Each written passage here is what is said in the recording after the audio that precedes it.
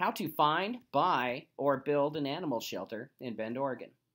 I have written 2 blogs about this topic, and I think it's important to address this topic because our company, Outbuilders.com, is one of a few companies in Central Oregon that builds animal shelters. My first article here explains what an animal shelter is and the many different types that we build, and my second article here describes how to build one yourself. An animal shelter, in our mind, is a shelter for animals on private property. It's not a place to send your animals for care or for abandon. The words, quote, animal shelter, unquote, for homeless animals doesn't really make sense to us.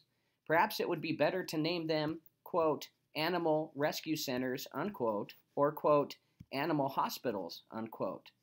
Well, regardless, we build animal shelters for horse owners, cattle, livestock, and the like, and we call them, quote, animal shelters, unquote. Since we already wrote an article on how to build one here, this article is more of a guide for whatever your needs are for an animal shelter. You can buy an animal shelter for your animals from us, or build one yourself, or use this as a guide to find an emergency shelter here in Central Oregon for the homeless animals or sick. An animal shelter, or pound, is a place where lost, stray, abandoned, or surrendered animals, mostly dogs and cats, or sometimes sick or wounded wildlife are dropped off. There are several places in Bend, Redmond, Sisters, Madras, Prineville, and Lapine.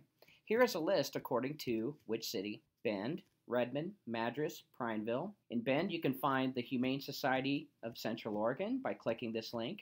In Redmond, the Brightside Animals by clicking this link. In Madras, the Three Rivers Humane Society by clicking this link. And in Prineville, the Humane Society of the Yochocos. If you have any other further questions, submit a comment. Thank you.